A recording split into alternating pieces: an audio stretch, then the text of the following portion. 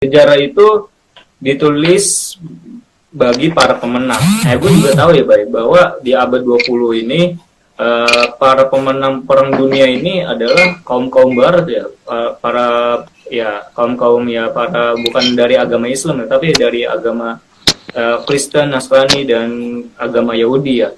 Nah, emang gue juga menulis di coretan TB itu ada tulisan gue destruktif pendidikan bahwa tidak selamanya Islam ini menang, pasti adanya perubahan, masalah perkembangan zaman. Oleh karena itu kita juga harus melihat dari internal terlebih dahulu, yaitu masalah internal dari persaudaraan sesama agama Islam, ukhuwah Islamiyah atau ukhuwah watoniyah. Nah ini apa yang menurut lu kritisi, Bay, bahwa Islam ini runtuh gara-gara emang tidak menjaga persaudaraan, ya akibatnya Islam ini tidak berkembang secara modernisasi gitu, Bay. Secara modern ya. Apa menurut lu, Bay? Yang pertama memang pendidikan lagi, sekali lagi dan berkali-kali gue bilang memang harusnya dari pendidikan. Terus kita harus tahu ilmu apa yang kita pelajari gitu di entah itu dari sekolah, dari pesantren, dari majlis talim gitu ya. Dan kurangnya toleransi di antara kita memang. Memang banyak orang-orang yang terlalu over toleransi sampai dikatakan telur asin kan, bukan toleransi malah telur asin. Ya kan? Terus apa namanya? Tapi ada juga beberapa oknum mungkin ya dari muslim yang memang kurang toleransi dalam keberagamaan gitu ya. Kalau misalnya kita lihat dari internal Islam, ya kita harus tahu dulu. Memang Islam sekarang sama Islam dulu tuh memang beda. Maksudnya, Muslim sekarang sama Muslim dulu kan memang beda gitu ya. Muslimnya ya, bukan Islamnya ya. Muslimnya memang apa ya? Memang terkikis gitu lah istilahnya. Dan gue yakin gue seperti itu juga. Tapi kita bagaimana kalau kita mau maju, ya kita harus menyadari hal itu dulu. Kita nggak boleh menyangkal, nggak denial. Kita harus terima dulu kalau kita sebagai muslim sekarang tuh memang jauh gitu daripada nenek moyang kita di muslim di abad, apalagi abad salaf ya, itu memang jauh berbeda. Nah itu kita harus sadari dulu, kita rangkul lagi. Habis itu yuk kita jalan bareng-bareng, nggak apa-apa pelan, kita bangkit pelan-pelan nggak apa-apa, yang penting ada progres. Ya, itu yang dari itu yang dari apa namanya, dari internal Islamnya gitu. Iya. Oke, Bay. Karena ini lagi-lagi, Bay, udah mau mendekati pukul 17. Mungkin kita langsung ke sebenarnya ada sih, Bay, yang gua pengen nanya ke lu, Bay. Masalah toleransi ya, Bay. Karena mungkin dijawab singkat padat aja ya, Bay. Masalah toleransi ya. Iya. Nah, toleransi ini yang gua tahu dari sejarah, perkembangan sejarah, bahwa adanya intoleransi ini ya.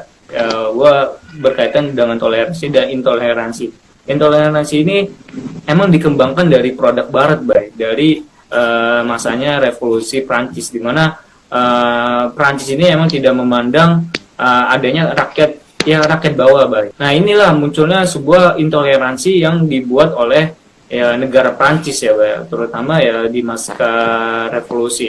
Nah apa yang terlintas dari lu, Bay? Apakah Islam ini toleransi atau tidak, Bay, dalam segi agama, dalam segi pemikiran, dalam segi persaudaraan, dan apa ya dari segi bersosial, apakah Islam ini toleransi atau enggak, Bay? Kalau kita ngelihat dari secara global gitu ya, persentase, pasti muslim sekarang pun juga toleran kok. Kalau misalnya kita ngelihat dari segi keseluruhan muslim di seluruh dunia ini ya, jangankan di seluruh dunia ini, gue kalau misalnya kita lihat dari muslim di Indonesia aja, itu gue yakin mayoritas pasti masih toleran. Toleran. Tapi memang kita nggak bisa menyangkal juga ada beberapa orang yang ngaku muslim atau muslim, dia belajar muslim cuma cetek, belajar Islam cuma cetek gitu ya. Tapi intoleran. Misalkan kita, ini kalau kita lihat lagi ya, misalnya kita lagi perang gitu ya, perang jihad. Kalau dari kita punya pasukan 1.999 itu alim, tapi satu orang nggak ini maksiat gitu, itu bisa dipastikan kalah. Kemungkinan besar bisa kalah. Nah, itu bagaimana kita bisa meminimalisir hal yang intoleran itu kepada orang oknum-oknum muslim yang intoleran, apalagi yang memang belajar agama aja jarang gitu kan, ikut kajian aja jarang, tapi soal ngomongin agama gitu kan, itu kan ngaco. Ya, maksudnya itu minimal kita harus tahu dulu apa namanya. Itulah kita harus rangkul lagi-lagi.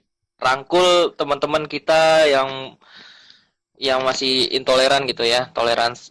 Yuk kita bertoleransi, tapi jangan jadi telur asin ya, jangan apa namanya ya, jangan berlebihan maksudnya yang berlebihan itu nggak baik ya kan, termasuk toleransi yang berlebihan itu juga nggak baik. Itu juga harus ada sekat-sekatnya gitu tuh, harus ada apa ya namanya ya, batasan-batasan di dalam toleransi itu sih Be. Oke, oke. Yang gue tangkap dari lu, Bay, emang Islam ini bahwa Islam ini adalah agama ya rahmatan lil alamin ya, agama yang pertama kali ya yang diberkahi sama Allah ya. Emang gue melihat dari surat apa ya? Gue lupa ya, Bay. Agama yang di sisi Allah itu adalah agama Islam. Apa, Bay? Ada, Bay? Inna dina indallahil Islam. Itu kalau nggak salah Al-Imran kalau nggak salah ya. Iya. Iya. Bahwa agama Islamnya emang agama yang apa ya, rahmatan lil alamin, dan agama yang disempurnakan sama Allah. Tidak ada agama yang selain agama Islam. Bahwa Islam ini emang mengajarkan toleransi ya. Emang kita udah tahu di surat Al-Kafirun, surat terakhir ya. Kita juga bahwa Islam ini di era globalisasi ini, emang Islam ini tersudutkan oleh para pemikiran Barat ya, terutama ya, bahwa Islam ini teroris lah, Islam ini intoleran lah.